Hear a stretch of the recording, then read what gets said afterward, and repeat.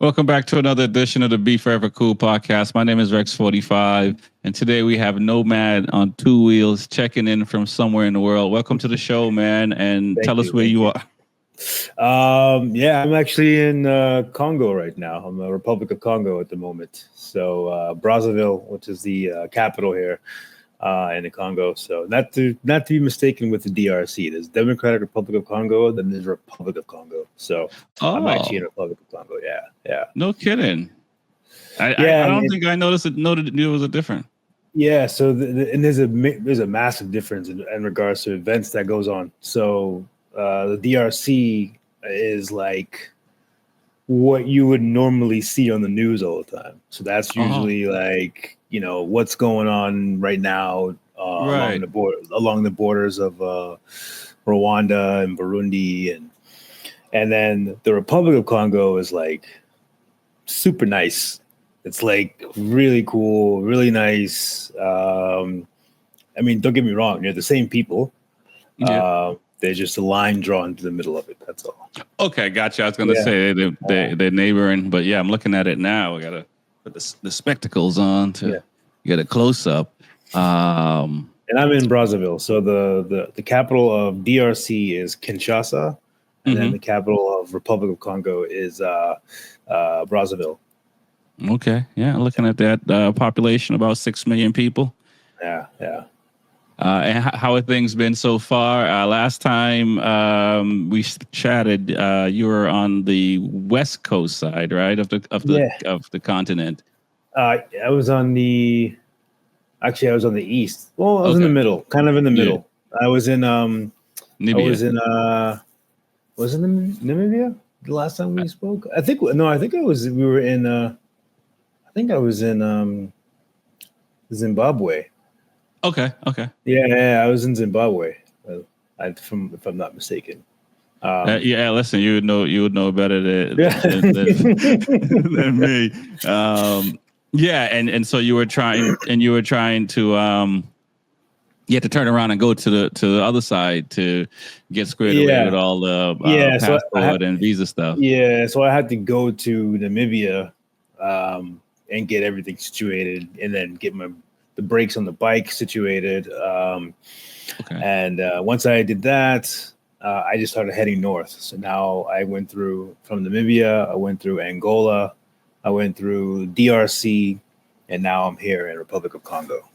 Okay. Okay. And so, how was it going through Angola and the DRC part of Congo?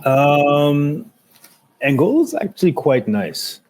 Angola, I mean, and it's crazy because Angola was like the first country, the first country in Africa that I went to where I did not speak any any other language.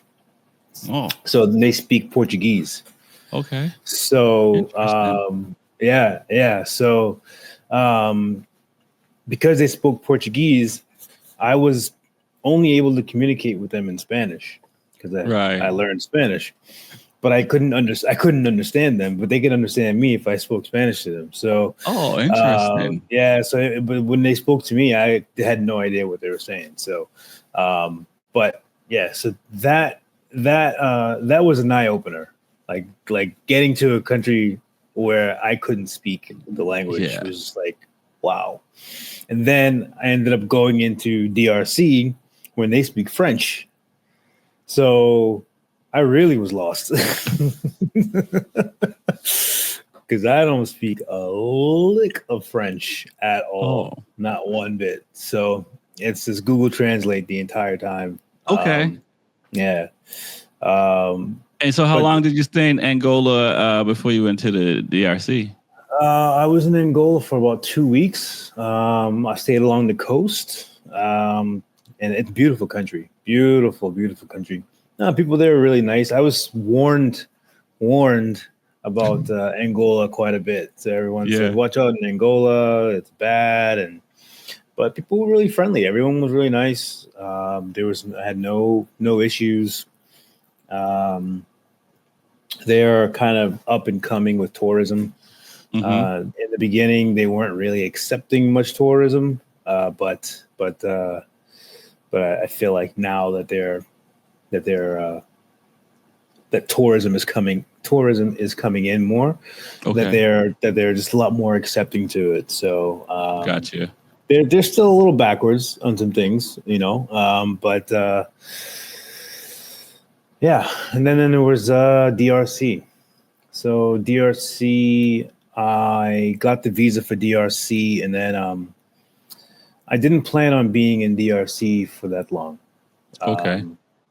because of the stuff that's going on there, and so I ended up only being in DRC for one night, really.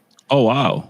Yeah, because right on the if you go far west from Angola to DRC and then to Republic of Congo, there's like a little piece of DRC that you have to cross, and it only takes so it only takes about like 4 or 5 hours to get across that. Got So, you. Yeah, I'm looking at that now on the map, and wow. And so do when you got your visa? You got your visa at the border? No, I had to go to the embassy. Yeah, I went to the embassy in Namibia. Okay. And I went, yeah. So a lot of this right now going forward is going to be all about waiting for visas, because I had to get a visa for Nigeria, I had to get a visa for Ghana, I had to get a visa for Togo, Benin. So all those countries I have to get visas for, and they're not cheap. They're like at least $100 each. Right. And do you go to the U.S. embassy or their normally local embassy? I'll go to an embassy of the country that I'm going to. So if I'm going to the Nigerian, if I need a visa for Nigeria, and I'm in Namibia, I'll go to the Nigerian embassy in Namibia. In Namibia, yeah. So it's very important for embassies to be countries for people, right? Yeah, man, yeah, because it's a lot of it's actually a lot. It's really annoying, like it's the fact that you have to go through this process. But I mean, I guess at the end of the day, that's just kind of how it is. Right. You can't get the visas at the border. So I was going to ask that. Yeah. Or they have visas online. Some countries are just not really up to date like that with doing the online process. Right. So the only other alternative is to go to an embassy and apply for it. And while you apply for it, they hold on to your passport, and it might take 5 days for them to approve it. So you're just sitting there in the hotel, just waiting for your visa to be approved. So and do they give you a day to come back, or do you have to go check in every 2 days just to say, hey? You would think they would give you a date to come back, or I should say this. Yes, they definitely give you a day to come back, but when you get there, it's probably won't be finished. Wow. Yeah. Or it was probably finished 2 days ago. So. Okay. and how much scrutiny do they give you? Because you're traveling on two wheels, and they ask you what you're trying to do, and you're like, I'm just trying to get it, to the other country. Yeah, it's funny because it's funny you asked that. When I went to go apply for the visa for Democratic Republic of Congo, the guy's like, I took a little interview with the guy at the embassy, and he's like, so why do you want to go to the DRC? And I'm like, well, I'm like, well, I know it's a beautiful country. That's a good way to start. I gotta, and I was like, honestly, I'm heading north, and I'm riding my motorcycle heading north. And he's like, he pauses. He's just like, you're heading north? You're on your motorcycle? Wait a minute, you got here on a motorcycle? I was like, yes. He's like, where are you going on your motorcycle? I was like, I'm going to Europe. He's just like, why? he's just looking at me like, why would somebody do that? It was like, oh, is it a paid sponsorship? I was like, no, no, just my own will. I just want to do it, explore. And he's like, why would you do this? And I was like, so I can explore the world and meet people like yourself. There you go. Yeah. What do you say to that? Yeah, he just laughed. He just laughed it off. Yeah. Oh my goodness. And did you tell him that you started in the US? Yeah. I started in the US, and then he came out and looked at me. He looked at my motorcycle. He was like, wow. He was just like, oh, you rode this all the way from the US. You rode through Central America, South America, and just like, oh, nice. Yeah, he was like really shocked. He was really shocked. And let me ask, I don't know, they say there's no stupid questions, but could you have gone, bypass the DRC to get a visa for like the Republic of Congo and just kind of just drove through DRC without a visa, or it's you can't be on their land without a visa? Yeah, you can. They're gonna look in your passport, and if you don't have that sticker in your passport, then they're gonna be like, you need a visa. And we can't give you a visa here at the border, so you're gonna have to go somewhere else and get a visa. Yeah. So you got a visa for 5 hours? Yes, $230 for 5 hours. Yeah. Yes. Yeah. No, I'm thinking about it. It's just kind of like that, and I get it, right? Because they have to treat everyone the same, and stuff like that. But you're literally telling the guy, "Hey, look, I'm only cutting through your country. And I need a visa for this." And so do they give you like a 2-week visa or a 1-day visa? No, it's actually a transit visa. So yeah, transit visa is only 7 days. So it's like, yeah, you had 7 days to get through the country. So yeah. And going through the section you went through, did you see any of the chaos or any issues that people are talking about? Oh, that's going on today. Not really, because where I was, that was the western border. Everything that's going on is on the eastern border, so it's near like Rwanda, Uganda, Tanzania. Burundi. Yeah, so everything that's going on is like over there on that side. And the guy, as a matter of fact, the guy at the embassy, when I was getting the visa, he said to me, he's like, listen, when you go through DRC, stay towards Kinshasa, or stay towards, the western side. Do not go past Kinshasa. Don't go to the middle of DRC. Don't go to the east side of DRC. So he just was telling me, just stay on the west side because it's a lot safer. So, and it's also funny because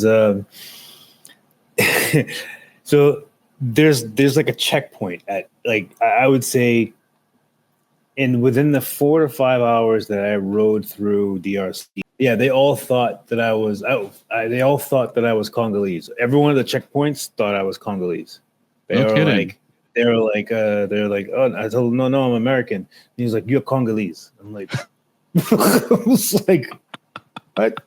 I was like, no, I'm not. No. What up, dog? Man. Nah, man. Nah. Yeah.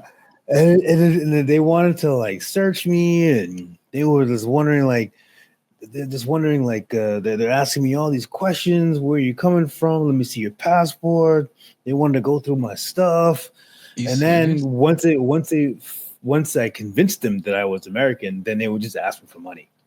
Oh. Yeah. And so does the passport says I'm American? Is that the thing that you show? And how do you know that they're the law versus just people that's just trying to just get some cash? Yeah. I mean, I think with that, I think they have their uniforms on. They're definitely authorities. Machine guns. Yeah. They got their. I mean, I've definitely come across some roadblocks where the people were just wearing street clothes. And you're just well, I'm not going to stop here. So it's just, I mean, that happens a lot in like Mexico. Oh, no kidding. That's with the cartel. Yeah. So you see like, especially the kids will have like, they'll be like, I can see that. 17, 18-year-old kid. And then, they're driving a pickup truck and they're blocking the street, things like that, and they're stopping everybody and asking them to pay a toll, that kind of shit. So that happens. That's when you come across a cartel in Gotcha. Yeah. And so, but how were you able to get out of giving them money, or did you have to kind of tip them to kind of keep it moving?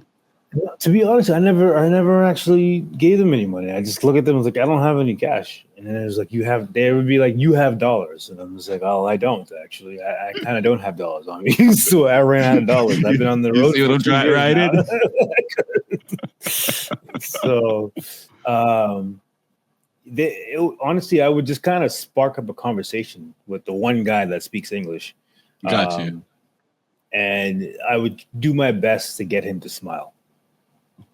I'll talk about like soccer or something. I'll be like Man United or or Chelsea or something. So like, like I'll just spark up some kind of conversation, and then he'd be like, oh, what do Americans know about soccer? I'm just like, well, not much, but not much, because I can't afford anything. So yeah. But yeah, my experience through I tell you this. So when I got to the border, I got through DRC, and I got to the other side of DRC. Before you go, your visa, is it for both the Republic of Congo and DRC, or just? No, they're separate. So then, inside of Congo, you have to now get a visa for the Republic of Congo? Yeah, so I actually got both of them when I was in Namibia. Ah, okay. Yeah. I got both of them when I was in Namibia, and that's kind of the situation now. Is like I have to get visas for countries like well ahead of where I am. Right. And time it. Do the timing correctly so that when I get there for the date that I said I was going to be there. Like for instance, like right now I'm trying to get a visa for Ghana, and Ghana is like way up the west coast of Africa right now. So like that's literally like 6 countries away. So so you just have to plan in advance with the visas and all that stuff.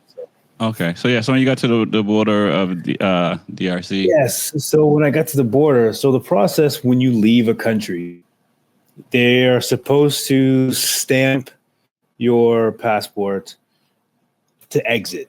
You get a stamp to exit. That's all they have to do is stamp the passport to exit. The border closes at 5:00. Oh. I got to the border at 4:15 of Congo.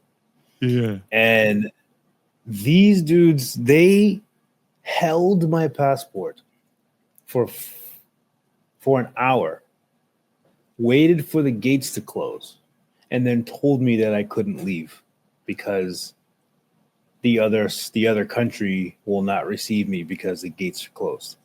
Oh man. I had to sleep outside at the border, outside the gates. Are you serious? I'm dead serious. I was so pissed. I said to the guy, I mean, obviously he spoke French, and I said to him, I was just like, why did you hold on to my passport for so long?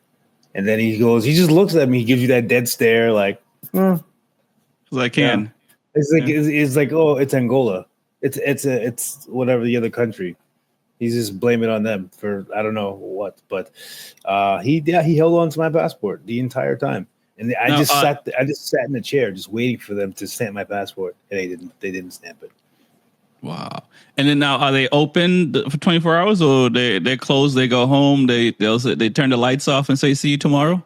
Yeah. They closed. They closed the gate. They locked everything up. And I'm in a border town right now. The border towns are usually shit. They're dangerous. They're like, is this? Yeah. And I'm like, I'm looking around. I'm like, I can't sleep tonight because I have to sleep with one eye open because I don't know. Yeah. I don't know what's what.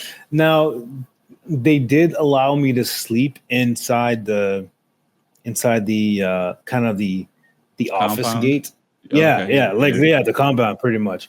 They allowed me to sleep in there, and so I just slept on the floor there. Yeah, dude. It was like you were the last person trying to cross, or there were other people there that were kind of in the same situation. It was actually the border was pretty quiet. It wasn't a busy border. But there was even when I went to them, when I got there was still trucks in line. So there were still people coming in. I mean, exiting the country. Yeah. So the border was open. And all they had to do was just stamp my passport and get to the next side. That's all they had to do was stamp my passport. And for some reason, I don't know, man. I don't know if they did it on purpose. I don't know if they were doing other stuff. I don't know. I saw them running around. The guys had my passport in his hand for like 30 minutes. And I was like, what is he doing? He just needs to stamp my passport. So, yeah. That's probably my worst border experience I've ever had. So yeah, and they didn't bring any coffee or donuts in the morning. No coffee, no donuts, man. No coffee, no donuts. So what happened in the morning? Did they just open up? We're open, stamp, have a good day, or? Yep, they just stamped it and that was it. See you later. I was like, oh my god, you guys really suck because all you had to do was do that. That's all you had to do was just stamp my passport, and they didn't stamp it. And I assume, people could. Is there like a fence? I mean, like people, if you were to go a mile in either direction of the border, could you just cross? And that's actually a good question. I'm not too sure. I'm sure there's areas that you can cross over that are not protected. I'm pretty sure. Because I'm just like, wow, it's obviously if you don't have a stamp in your passport, you get stopped and checked. They'll, that'll be some issue there. But it's such a that's a down. I mean, we're so fortunate in the U.S. that we get to yell and scream and flip things over. yeah, I know. We can throw tantrums and it will be all right. Man. And so the morning you get across, you're there. I mean, do you go full gas just to burn off some steam, or because now you gotta still put yourself back together, right? Yeah, man. I mean, the next morning I got up and the guys like handing my passport, so I ended up just crossing the border and just making my way north again. So. And now here I am in Brazzaville, sweating, and I'm just sweating right now because I mean I told you, but I got malaria. Yeah. So, let's talk about that. When do you think you contracted, and how? I mean, I saw you playing in some water on your IG videos and stuff like that. Yeah. Honestly, I don't know when I got it. I mean, I've been getting bit up by mosquitoes like crazy. So mosquitoes are I believe mosquitoes are the only way you can get malaria. I think so too. And yeah, I was out at a restaurant yesterday, and I had coffee and I had 2 beers. Mind you, the beers were strong. And by like my second beer, I felt like I was on drugs. It was very, very weird. Like I was seeing shadows of the corners of my eye, and wow, I was being, when you're high, you're like, huh? You're like, you can get the like, you know what I'm saying? Like, so that's how I started feeling. I felt like I was on shrooms or something. I was like, what the hell is going on? And then I just got a massive headache, and then I got to my accommodation, and then all of a sudden I just like passed out on the bed. Oh wow! And then just woke up. I'm like, what happened? And I was drenched in. I had the shiver, the chills. I was just. I had a massive headache. My head was it was killing me, and I was like, you know what? This is not good. When you feel like this on this continent, that means something is really wrong. So this morning I ended up going to the clinic and I took a malaria test. And they were like, sure enough, yep, you got malaria, full blown. And what do you is it antibiotics? Is it just time? Yeah, so they gave me pills for the malaria to cure the malaria that I have now. They gave me pills to kill the bacteria. They gave me pills as a preventative. So it's like to prevent, I guess, to prevent me from getting it in the future, or to like it minimizes my chances of getting it in the future. So yeah, I had like maybe like 4 or 5 boxes of pills. God, dude. Yeah. And you're gonna have, I mean, you need a waterproof something to carry that. Yeah, I know. Seriously. I can't get wet. Oh man. And is it, I don't know how much you want to say about how much you have to take, but like, is it like, 2 weeks and you're done and you keep it moving, or is it kind of like, one of these pills you're gonna be taking 6 months from now still? Yeah, no, it's honestly it's pretty quick. I mean, the box. I have 2 boxes of the pills that kind of just cure the malaria. I got 2 boxes of those, and those last 7 days. Okay. Yeah, those last 7 days. And then I have the pills for the bacteria. I think those maybe like 4 days. So I think they're all within 10 days. Yeah, 10 days or so. That's good. And now, do you have to rest and stuff, or what does that mean for you? I mean, this is all you're still processing this, obviously, because you're just finding out about it. So, does that change your trajectory anyway? Yeah, I mean, the thing is like I just been sweating. Like it's just literally just been like I could just be sitting here and I just got like a hot flash. I'm like, oh, what's going on? And I could be sitting in front of the AC and then just like again just and I'm just at least my headache is gone, because the headache was really bad. Yeah, so that was pretty brutal. The headache was pretty. It reminded me of having elevation sickness, because I've had elevation sickness about 4 times already. Oh wow! So it's not a fun feeling. Yeah. And do you have to stay hydrated and stuff like that, or because I'm sweating so much, it's just I have to stay hydrated and just keep drinking water and stuff. So okay. And how long do you think you're going to be in the Republic of Congo for? Well, I think I'm going to leave Brazzaville tomorrow. Okay. So and my goal is to get to the border of Congo and Cameroon within the next 3 days. Yeah. And then the visa that I'm getting for Cameroon is the transit visa. So I'm just going to end up just riding through Cameroon. So I'm not going to really hang out too much in Cameroon, because the thing is, honestly, I'm running out of time and I need to get to Europe. So the race is in July. So so it's just like I need to get that. Go ahead. No, I was gonna say it's just you gas all the way through these places now, not too much hanging out. And you already have your Go ahead. And I need to get to the UK so I can start training. So, I see what you're saying. So, and how far up north do you need to get before you get to the UK?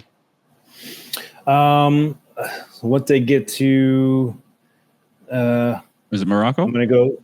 Morocco, but into Spain, Portugal. And then I'm going to head into Netherlands, and then from Netherlands, head over to the UK. Got you. And then, so are you going kind of, I'm just looking at the map. Are you kind of going, I guess, northwest, or are you going to go closer to the coast and go up? Yeah, I'm going to stay on the coast, stay along the coast the entire way. A lot of countries to get through, man.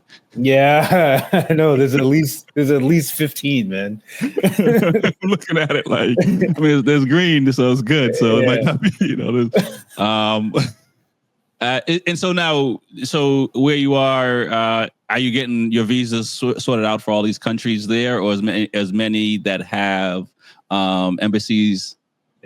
Yeah. So the countries that have embassies in the cities that I'm staying in, I will take advantage of that and just, go to the embassy, fill out the forms, all that stuff. So, and they usually want a lot of stuff. They want like 5 passport photos. They want your bank statements. They want copies of everything. I think the Nigerian visa is probably the worst because they want you to have a letter from someone who lives there. Oh wow! An invitation letter. Yeah, then you call Burna Boy. Yeah, I know, right? Then they want like a letter stating the reason why you're going there. Then you have to apply for that visa at home. So I've heard people having to ship their passports home in order to apply for the visa, but I'm not going to ship my passport home. That's just right. Kind of stupid. So, and also I'm running out of pages in my passport. So right. So I was going to ask, is there a port that you can like ferry up to Morocco and skip a lot of these places? Or yeah, you can, but I don't want to though. Okay. All right. Yeah. I'd rather go through the countries. Okay. All right. But the visas you get on the passport are usually a sticker. So they just put a whole sticker that covers their entire page, which I think it's really stupid. But yeah. But I just met another traveler who he's running out of pages as well, and he just gave me a life hack. He was like, "Listen, if they put a sticker in your passport, just take a blow dryer and just heat the sticker up and just peel it off. Yeah. And then they'll give you more room for stamps. Yeah. That's you're already out of that country, so yeah. You don't need it anymore. Exactly. No, you can put it in your notebook and say, "Look, this is where it is." That's interesting. I mean, I guess that makes sense than just putting a stamp in there because, again, you might have to use your exhaust to make that happen. But that's a good idea, actually. Use the exhaust. Yeah. There you go. They'll have to run around looking for a blow dryer because you might have to go find someone. I think that'll blow up on social media, man. If I use my exhaust to peel a sticker off of my passport, I think. Yeah, I think so. All right, let's. We gotta do what we gotta do, man. Yeah. So, when do you think you will be? I know the race is in June. I think you're trying to get there in June. So, when you say you have to, get through 15 countries and so forth, what are you thinking? Like, by the end of May? So actually, the race is July 21st. Yep. And that's in Romania. But I need to get to the UK to train. So what I'll probably do is try my best to cross into Spain from Morocco before June 1st. Okay. Because I want to give myself a month and a half to train. Right. And how many miles in 2 months? I'm not even thinking about that. I'm looking at it like. If I look at that, it's going to drive me crazy. Yeah, and I guess it's probably the biggest holdup is going to be the visas, right? Yes. I mean, at this point, so you're gonna be at the mercy of them. Man, that's pretty wild. Man, sorry to hear that you're sick, but it's nothing too serious. Let's talk about the bike. How's the bike been? I mean, outside of the the malaria, how has life been? Yeah, the bike's banged up. Yeah, it's getting banged up. So Um, like for instance, on the way to the border, I took a shortcut, and dropped the bike, fell in a rut, and I'm like dragging it all over the place to pick it up, and so it's just like the fairings or everything is being held on by zip ties. My bike is completely held up by zip ties, everything. So every fairing that's on there is being held up by zip ties. The rear fairing is all broken.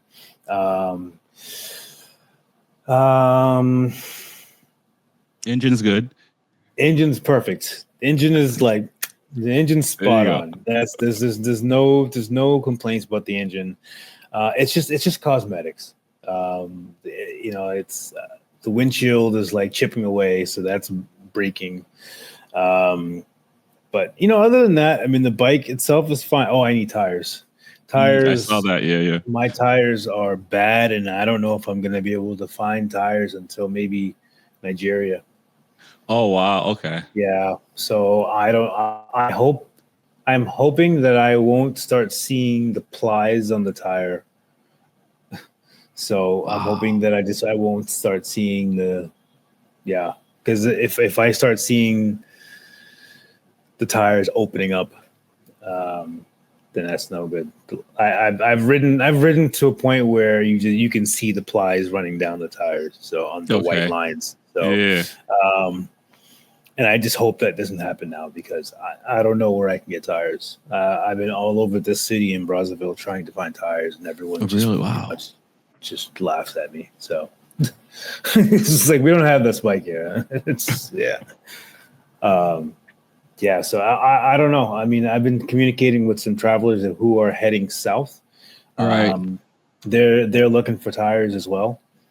So I guess we'll find out if I can get tires, because the tires honestly is the most important because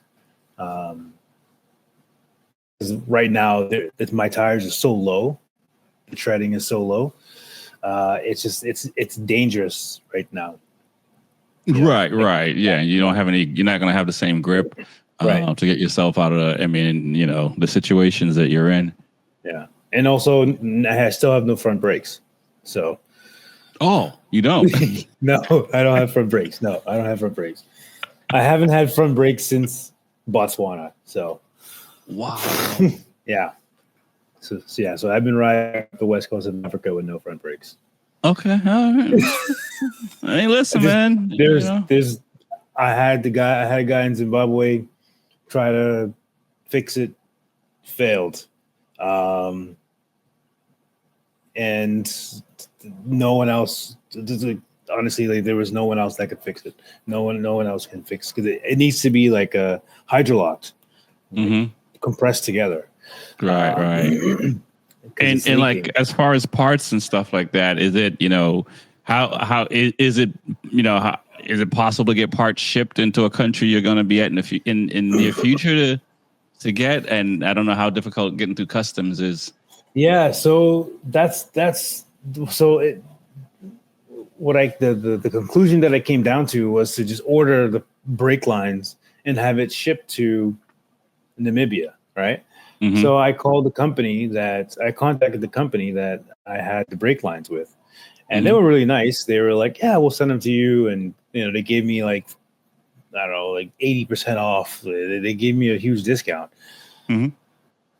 This was back in where are we? We're in March now. This happened in February.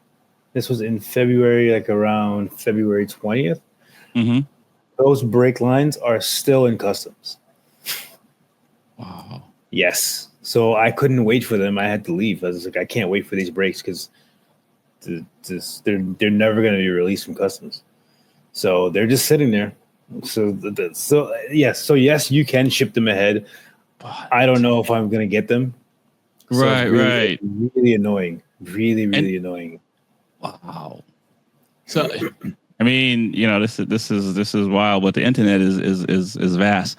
I mean, it sounds like you would need somebody who's flying in to bring them with them, right? Mm-hmm. Kind of thing to get whatever through, because if you ship through anything. It doesn't matter. Yeah, and that's how they do it here as well. They a lot of times these countries will have someone who goes back and forth, and they might have like a place in Florida or something.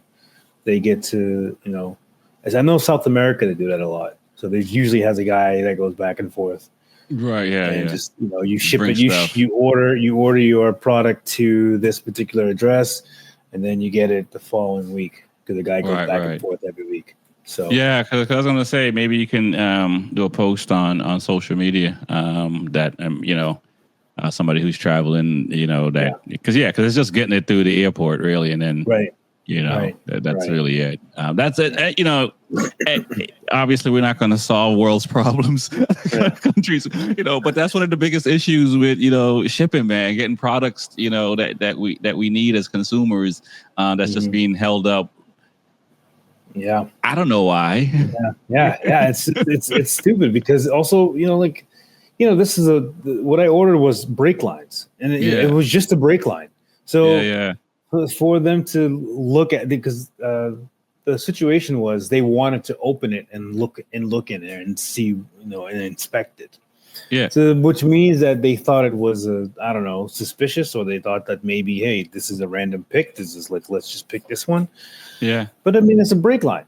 It's not like it's not a big phone, box or anything not like that. anything.